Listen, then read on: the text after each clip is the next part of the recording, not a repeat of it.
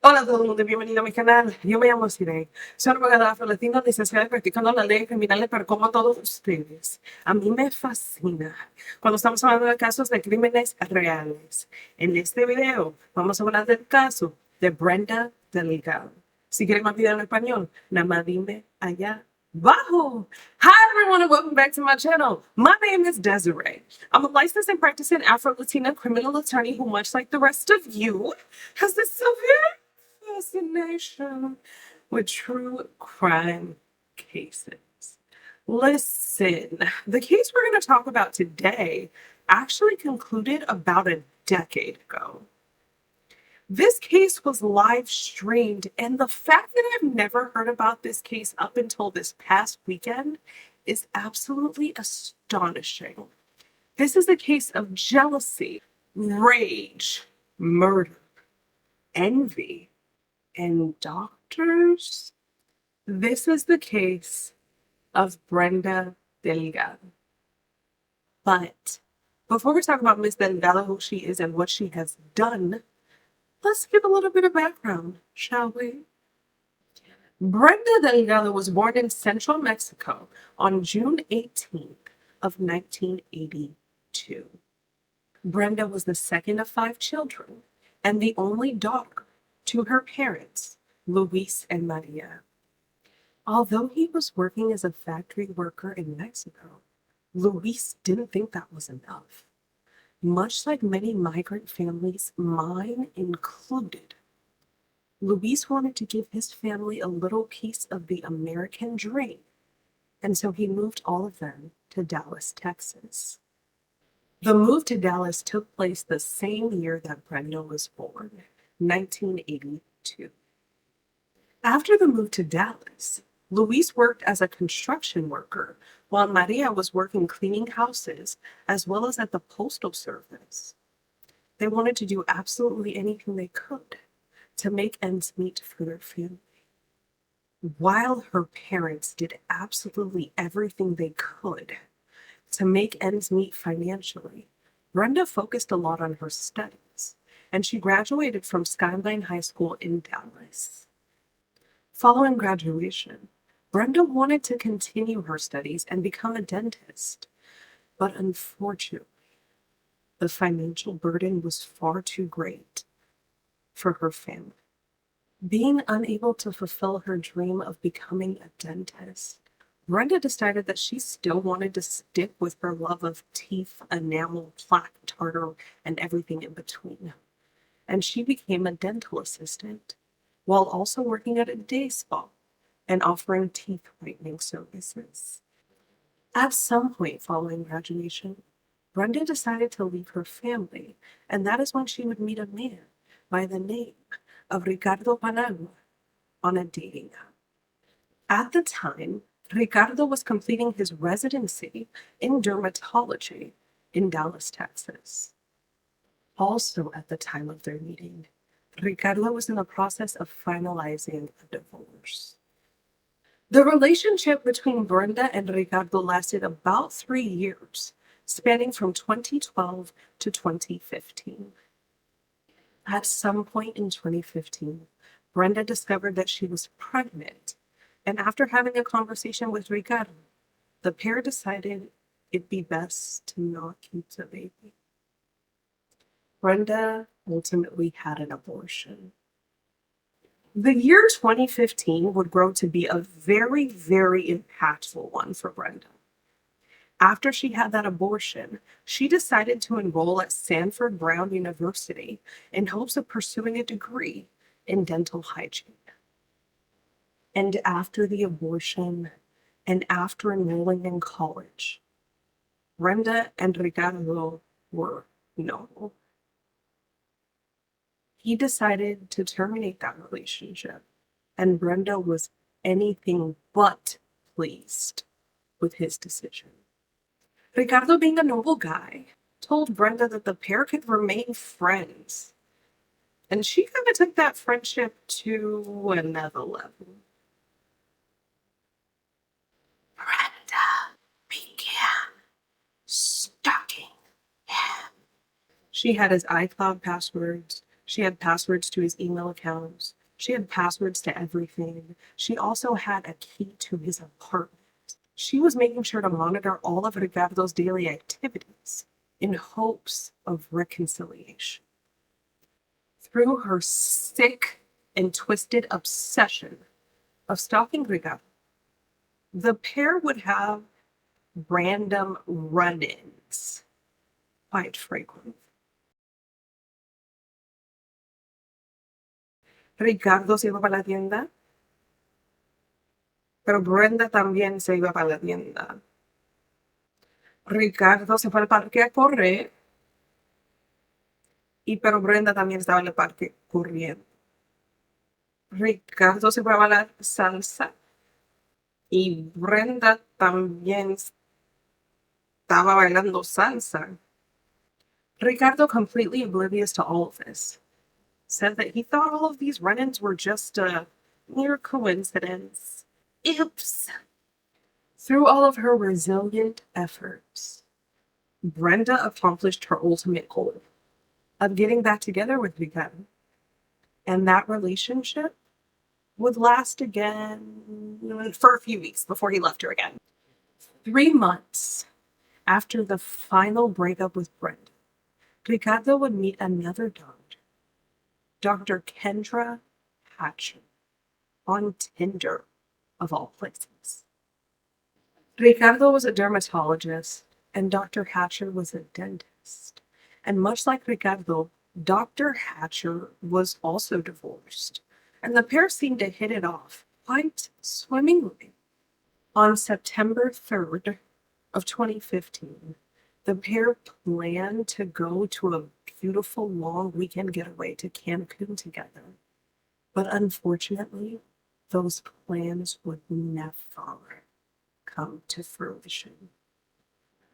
Because Brenda is a goof troop, a Looney Tune, a caricature, just goofy, just a goof. She was monitoring all of Ricardo's communication still and realized that the two had plans to go out of town. So on September 2nd, 2015, the day right before the doctors were headed out of town, Brenda enlisted the help of 2 people to make sure that would never happen.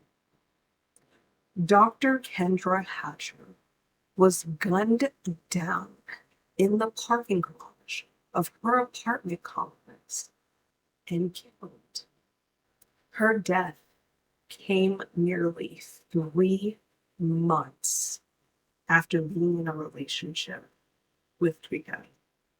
Following the shooting, officers gathered surveillance footage and they put out a still from that surveillance footage to the general public, asking for their assistance. Relatively quickly, officers were able to discover who was inside that vehicle. And although it wasn't Brenda herself, all trails and hints and clues and tips pointed back to Brenda Delgado. Police then asked Brenda to come down to the station and give an interview. They informed her that their clues, tips, hints, tricks, all of that led back to her. And they asked her what happened. One of the things that I wanted to talk to you about, a young lady was killed. Kendra Hatcher was killed on Wednesday, September 2nd. Okay. She was dating, I think, a guy that you used to date. The way that your name came up in the investigation was linked to the vehicle. Okay, the Jeep, black Jeep. And I wanted to talk to you a little bit specifically about Wednesday, what you were doing Wednesday, and, the incident involving the Jeep. Of course. Okay. Can you tell me a little bit about it? Wednesday, I was in Carrollton, Okay. and I studied from maybe 12 all the way to about 6. And then from 6 we went to Fuzzies. We had some tacos at Fuzzies in Carrollton. And then from Carrollton we went to the Chili's off of George Bush. Okay. And that was my day on Wednesday. Okay. Was it Wednesday? Okay. Who were you studying with? Billy, this guy, the classmate. Okay. And you said was Billy with you?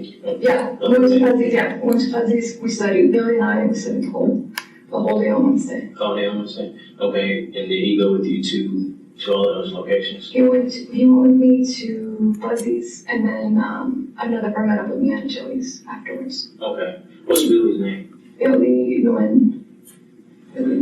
How do you spell that? B-I-L-L-Y. Okay. Nguyen. I don't know. Is He's Asian. Asian? Okay. N-G-U-Y-E-N? Yeah. Okay. So I was with him pretty much like the whole day on Wednesday. Now, where are you studying in Carrollton? Why? Yeah. The library in Carrollton, because that's like a halfway between both of us. Which library? The Carrollton Library off of Josie. Josie. Yep. Josie and Whitlock. It's kind of like you exit Whitlock off of 35. Okay. I know exactly what you're talking about. It's right by. And we register like a study room and everything, and we like. Is there a lake beside it? Yeah. Okay. And some apartments. All right. I think it's Keller Springs. Yes. Okay. Yes, Keller Springs and Josie, 34 Josie, yeah. Okay. Now, what time did you have the room registered for? From 12 all the way to 5:30. 12 to 5:30, and you stayed there from 12 to 5:30? Yes. Okay. And then from there we went to eat at Fuzzies. Okay, Fuzzies. Where's Fuzzies? Right after it's at Josie. Yeah, Josie, off of Josie. Fuzzies right after Josie. Mm-hmm. Okay. And we had some tacos, and we kept studying just like with the application that we studied. Now, is it northbound Josie? Like kind of passing the George Bush. Okay. So, for the social, keep good track of everything. So, what time did you get there again? You said 12? Is it 12? Yeah. 12 to 5:30? Yep. Carrollton Library. Yep.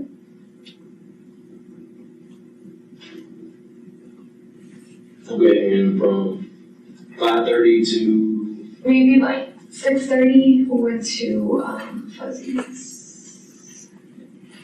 Did he, was it one of those things, was it is this like a date thing? You guys got No, he was just a we're classmate, classmates, just, okay. I'm dating, but I mean, he's not so. He's not. No, he's not the type. Okay. Brenda exclaimed that she was in the library all day studying for an examination, and then she had later went with a friend to Chili's, and she even offered the officers her Chili's receipt so they could corroborate her story and location. That was real convenient. With no concrete evidence to hold Brenda, officers ultimately let her go. Within 1 week of the incident, however, officers were given 2 names, Cortes and Kristopher Love. Doing their due diligence, officers brought in both parties to be interviewed. Crystal quickly stated that she was a single mother and Brenda offered her $500 to shoot and kill Dr. Kendra Hatchner out of jealousy. When Kristopher Love was interviewed, he said that Brenda Delgado offered him $3,000 in the form of money and threats to kill Dr. Kendra Hatchner. Both of these clowns, goof troops, goofies, loonies, Looney Tunes, both of them decided to do it. After their interviews with Kristopher and Crystal, police attempted to locate Brenda, only to discover that she was gone. Brenda had fled to Mexico, and officers just didn't know when she'd come back. On April 6th of 2016, officers, after learning that Brenda was in Mexico, decided to do some light work, and they placed her on the FBI's 10 most wanted list. Because of her flight to Mexico and the severity of the crime that she's alleged to have committed at this point, officers felt that was more than appropriate. 2 days later, on April 8th of 2016, Brenda was caught and captured by Mexican authorities. Prior to being extradited back to the United States, It's important that I explain this concept to you.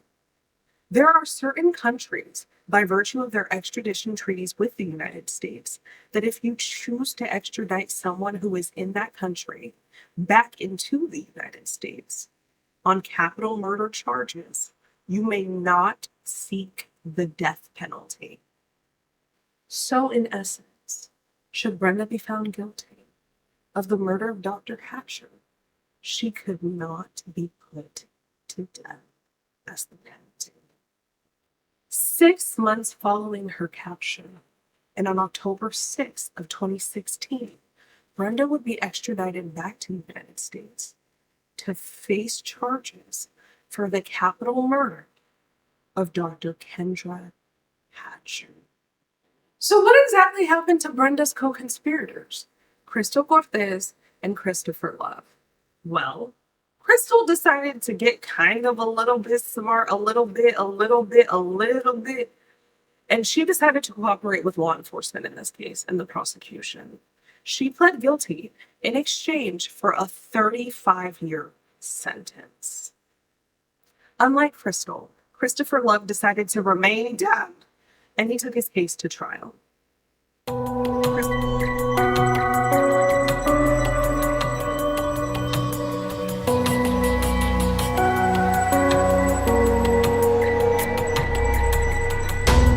Crystal testified against him, and Kristopher was ultimately convicted. Hey, Crystal, can you hear me okay? Yes, sir.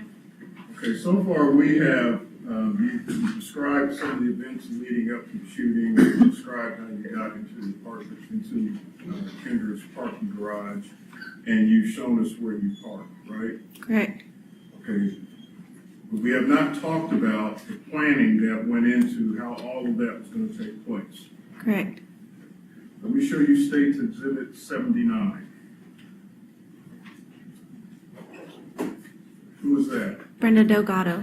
Was she part of the planning for this offense? Yes, sir. Let me show you State's Exhibit 218. Who is that? Kelly Ellis. Was he part of the planning for this offense? Yes, sir. Let me show you State's Exhibit 224. Who is that? Kristopher Love. Was he part of the planning of this offense? Yes, sir.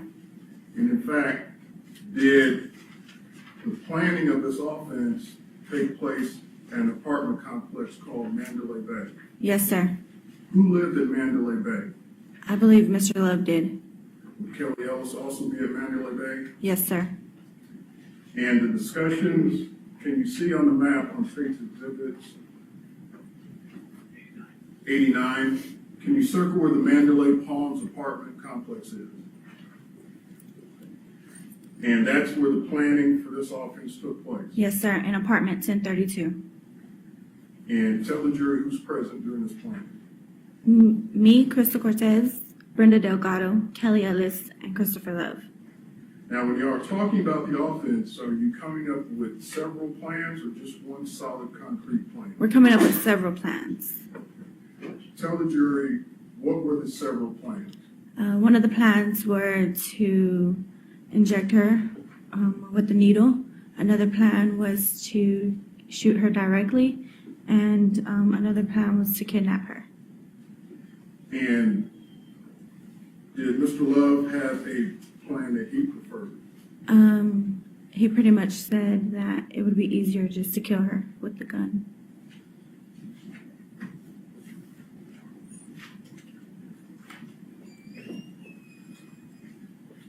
Now, when y'all were doing your surveillance of Kendra, Yes. and I think you said there were times he would accompany you, Yes. was there ever a plan to commit this offense at her job? Yes. What was the reason, in looking at State's Exhibit 77, do you see the location of her job? Yes. Could you circle that, please? And I think you mentioned that there was a place near her job that y'all would sit and watch. Yes, the Salvation Army. And can you take a look at that map and see if you see it there? It's like right across the street, like right here. Now, when you're across the street from the Salvation Army watching her job, who's sitting in that vehicle with you? At one point, it was Kelly, me, Kristopher Love, and Brenda. Another time, it was me and Kristopher Love. And another time, it was me and Ms. Brenda Delgado. And all this is taking place between the time frame of August the 12th and September the 2nd. Yes, sir.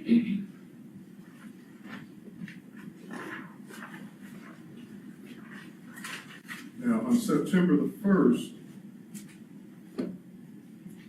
did you all do a practice run? Yes, we did. How, describe to the jury what we mean by practice run. We followed And first, let me ask you, when you say we, who are we talking about? me, Kristopher Love, and Brenda Delgado. And describe to the jury what the practice run, what that was supposed to look like.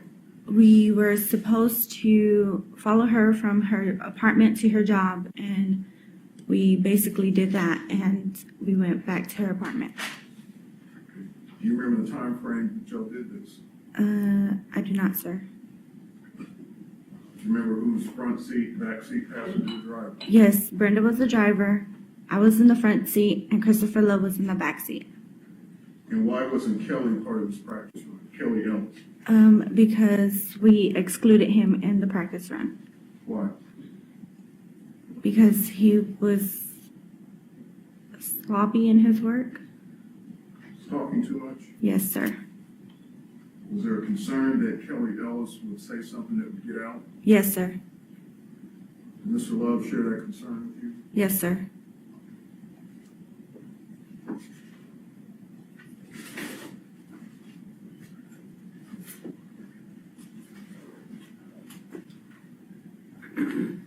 Now, at that point in time, when y'all start planning this offense, did Mr. Love have a handgun? He had he found a gun. It was a 40 Smith & Wesson. Do you know how he found the 40 Smith & Wesson? I do not. Did you ever see the 40 Smith & Wesson? Yes, I did. On how many occasions did you see it? Twice. What about the bullets for that 40 Smith & Wesson? I saw the day of the murder.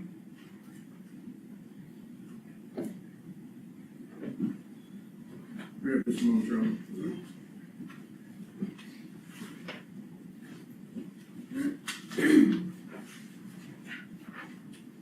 Mayor Approach.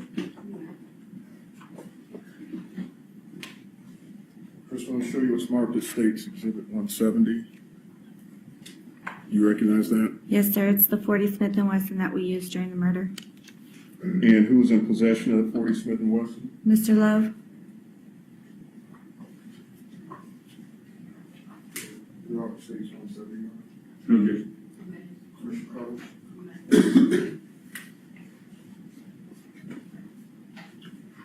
And I think you told us it was your idea for him to wear gloves while he was loading and handling that. Yes, sir. His sentence? The death penalty. Mr. Love, would you stand, please, sir? Having been found guilty by the jury of capital punishment and the jury having answered a unanimous yes to special issue number 2 and unanimous no to unanimous yes to special issue number 1 and unanimous no to special issue number 2, it is now the duty of the court to assess your punishment. Is there any legal reason why punishment should not be assessed? No reason at all. All right, there being no legal reason, it is therefore the order, judgment, and decree of this court that you be taken by the sheriff of Dallas County and by her safely held for transfer to an authorized receiving agency of the Texas Department of Criminal Justice, where you shall be confined until the director of that institution receives an order by this court to carry out the sentence of death by lethal injection. Good luck to you, sir. On June 3rd of 2019, Brenda's trial began. It was a 3-day trial, and in those 3 days, jurors heard opening statements from both sides. They heard from Dr. Ricardo Paniagua, and they also heard from Cortes. You proceed. Again, good morning, ladies and gentlemen. My name is Kevin Brooks, and I, along with others of my team, over the next couple of days, will be presenting evidence in this case to you. We intend to show you that on September the 2nd, 2015, Dr. Kendra was killed. She was shot in the back of the head, execution style, in the parking lot of her apartment complex in the uptown neighborhood of Dallas. Now, we also expect to show you that this offense generated a ton of publicity. This offense generated a ton of police work, because this type of thing just doesn't happen in that neighborhood.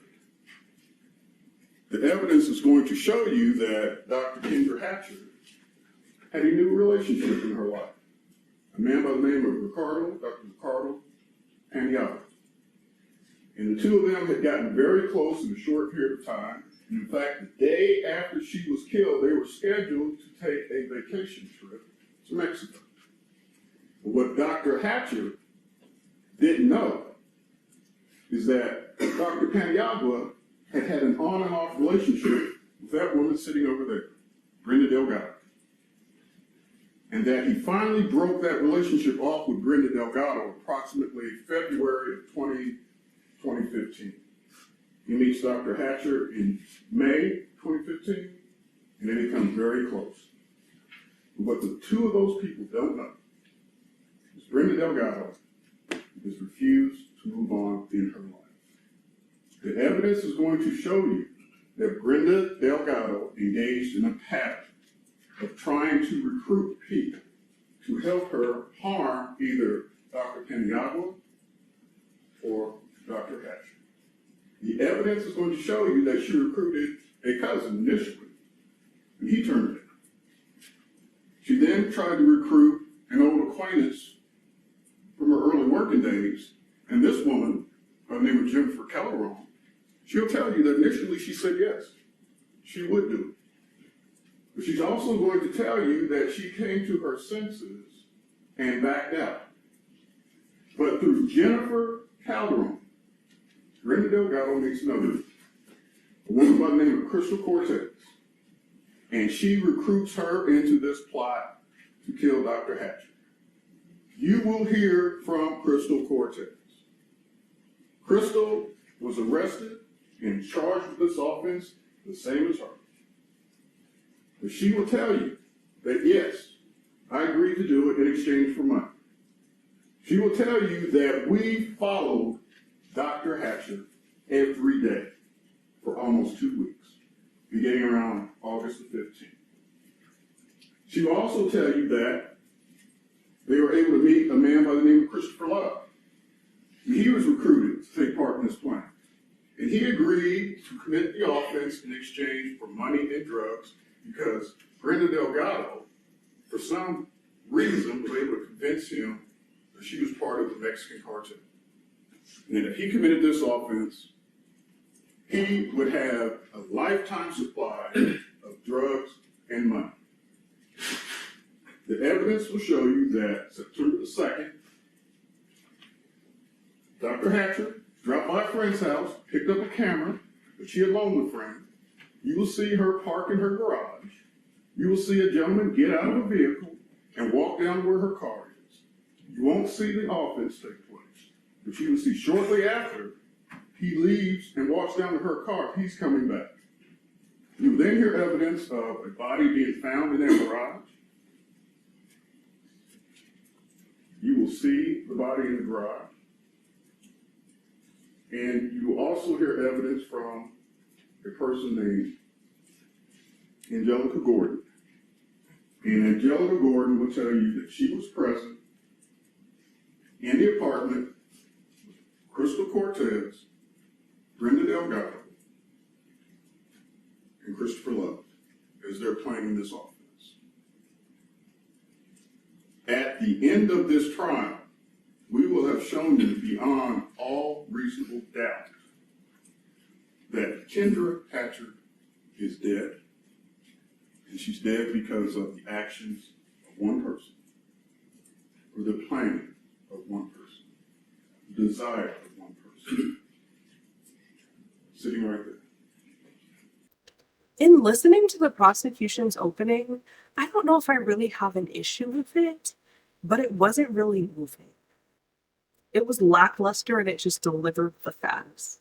It provided a roadmap just fine, but we've seen far better, far more impactful, and far just more riveting opening statements in the trials we've discussed on this channel.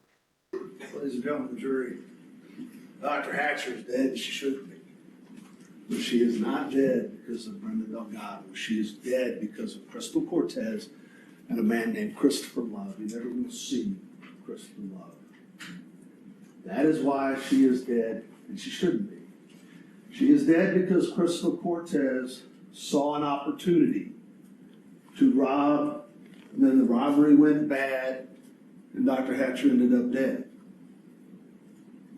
She was there, they will tell you, and you'll hear the police say, well, she didn't have any motive. Why does anybody walk into a 7-Eleven and point a gun at a clerk knowing they don't have the $20? I don't know. Why do people do any of the things they do? They will say that Brenda Delgado was an obsessed ex-girlfriend. She was. They will say that Brenda Delgado at times stalked Dr. Paniagua, her ex-boyfriend. She did. They will say at times she used the internet to what they call cyber stalking. They will say at times she cyber stalked him. She did. She's not accused of any of that. They will say that she made statements to various people who will come in here and testify, that she made statements about wanting to hurt or kill her ex-boyfriend, Dr. Paniagua. They will say that she made similar statements about Dr. Hatcher. No one ever thought anything of this at all. These people didn't call the police. They didn't think anything of it. Until Dr. Hatcher ended up dead. And then all of a sudden, the freight train starts rolling and that snowball of assumptions and accusations. And then, whoa, hold on, she said this, and now all of a sudden you start thinking. And this led to gut feelings. This led to hunches. And it did the same thing to the police. And the funny thing about a gut feeling is, once you get a gut feeling, the only evidence you see is what reinforces that gut feeling. As far as defense's opening statement was concerned, I was a little concerned. Defense got up there and tried to paint Crystal as a liar who changed her story multiple times, and they just didn't want to give any credence or credibility to anything she was saying. I didn't find that this was very effective, and I didn't find that the defense got anywhere with saying these things to the jurors. But that's how they wanted to do it, so I digress. Good morning. Hi. Could you introduce yourself to the jury, please? Yes, sir. My name is Dr. Ricardo Paniagua. And Dr. Paniagua, without giving us the exact address, what part of the country do you live in now? I currently live in the Sacramento area, Sacramento, California. And how are you employed? I'm a dermatologist. I work at Kaiser. I'm sorry? I work at Kaiser Permanente. How long have you been with Kaiser Permanente? Approximately 3 years. And Dr. Paniagua, going back to the years of 2013 or 2014, Yes. up through 2015, where were you living? Dallas, Texas. And what was your reason for being here in Dallas during those years? I was a resident in the dermatology program at UT Southwestern. And just briefly, can you tell the jury what that means in terms of being a resident, what's required, what your day-to-day activities might be? Sure. So residency is after medical school. Medical school, I believe, is a foundation of a broad base of medical training, and then with residency, you start working within a specialized branch of medicine. And so for me, I was a dermatology resident, meaning that was the kind of area of within medicine that I was focusing on. And Going back to 2014, I believe, did you meet a woman by the name of Brenda Delgado? I met Or was it before? It was before that. Yeah, we met around August of 2012.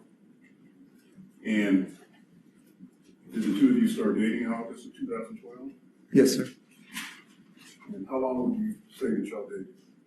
Approximately 2.5 years. During the time that you and Brenda Delgado were dating, did it turn into somewhat like a serious relationship? Yes, sir. In fact, was there a point in time where she moved in with you? Yes, sir. Can you tell the jury how that came about?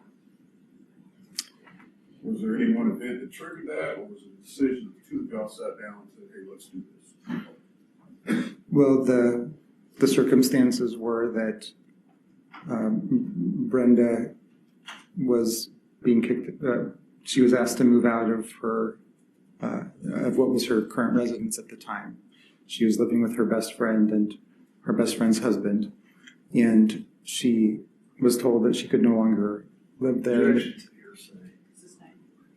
at some point, she's not able to live where she had lived. Yes, sir. How did the discussion come about that she was to move in with you? This was around November of 2012, and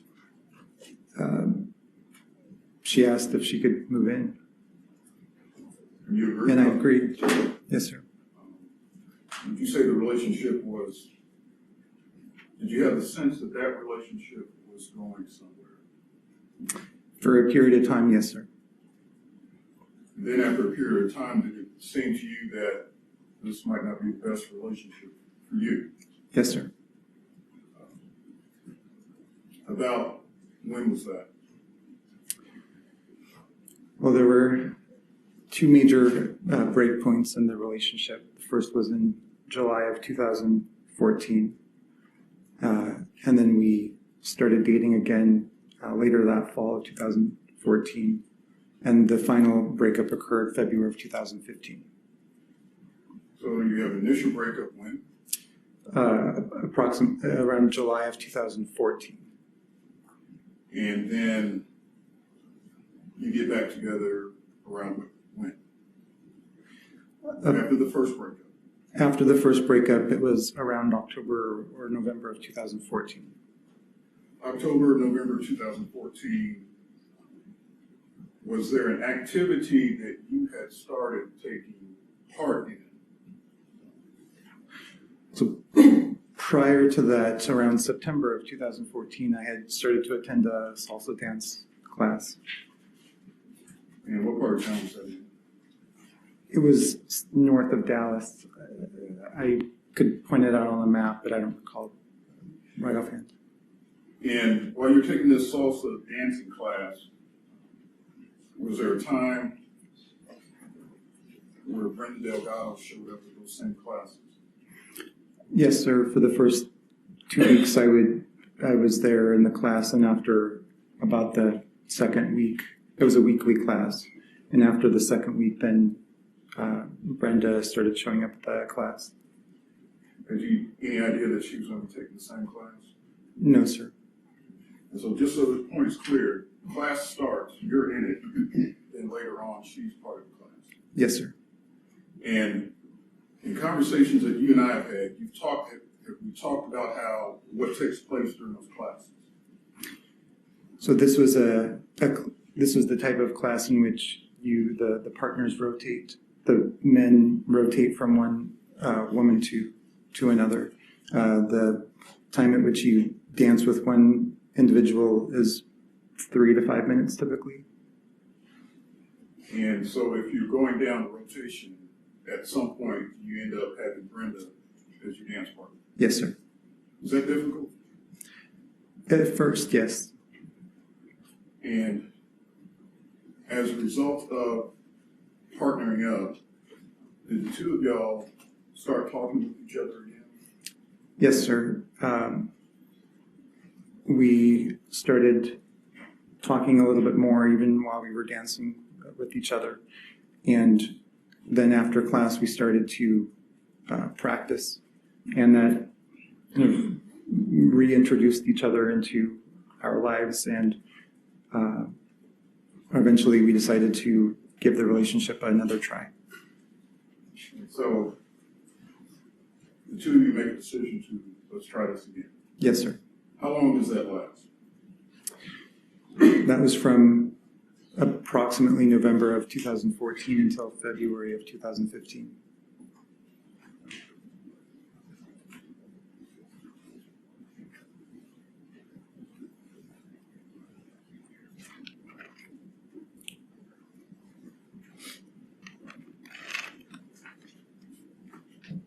One of the things that we have talked about, Doctor, is that during the time you had a relationship with Brenda Delgado, there were some life events that took place. Yes, sir. Was there a time where she became pregnant? Yes, sir. And did the two of y'all have discussions about that? Yes, sir. And ultimately, did the two of you agree to have a child? No, sir. After that, were you still in a relationship with Brenda? Yes, sir. That event was in June of 2013. And so when we fast forward to February of 2015, Yes, sir. that would have been the last time that you were in a relationship with Brenda. Yes, sir. So when you got back the second time, did you see all the police activity? Well, I had seen that when I went to the taco stand a little bit earlier, like around 8:15. I had already seen that there was commotion. In fact, I had sent a message to Kendra saying, hey, by the way, the entrance to your parking garage seems to be blocked. It doesn't look like you're going to be able to get in. You'll probably have to find another place to park tonight. So I was already aware that there was something going on. I just had no idea what was going on there. So when you go back and you're asked to hold up in terms of you going up to the 17th floor, what happens after that? So then that's where I start panicking. Now the possibility of something happening to Kendra starts to enter my mind, and I'm really, I'm scared. I'm panicking. I don't know. I'm asking them to tell me, what's going on. Where's Kendra? I keep asking that. Where's Kendra? I'm texting her saying, let me in. They're not letting me in. And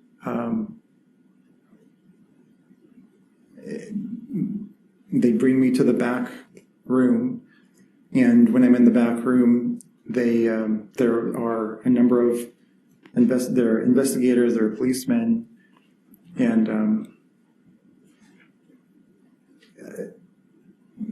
finally Let me stop sorry. you, Doctor. Without saying what someone said to you, is that when you found out that she had died? Yes, sir. Do you see Brenda Delgado in the courtroom today? Yes, sir. Can you, and I understand it's difficult, can you point to her and describe an article of clothing that she wears? She's at the end of the desk, and she's wearing a dark jacket. Following that 3-day trial, the jurors deliberated for 20 minutes before convicting Brenda of murder. I ask the presiding juror if the jury has reached a unanimous verdict. Yes, Your Honor. And is your verdict as follows? We, the jury, unanimously find the defendant guilty of capital murder as charged in the indictment. Yeah. As I mentioned earlier, because Brenda was being extradited back from Mexico, the death penalty was completely off the table for her. So instead, the court sentenced Brenda to life in prison without the possibility of parole. Brenda is a whole psychopath. She's a goof troop. She's a loser. She's a lame. She's a sucker waiting to be licked. She's a fool. I just have no positive words for this complete psychopath. She decided that she wanted to be the only woman in Dr. Ricardo Paniagua's life to the detriment of anybody else entering it. Dr. Kendra Hatcher was a beautiful, brilliant, purposeful, amazing woman who lost her life at the hands of this jealous, envious, rage-ridden psychopath after only 3 months of dating this man. Brenda, you're a bum. You're a loser. And hopefully this sentence brings peace and tranquility to the lives of the family members of Dr. Hatcher. As always. Thank you guys so much for watching. Please like, comment, share, and subscribe. Until next time, y'all take care.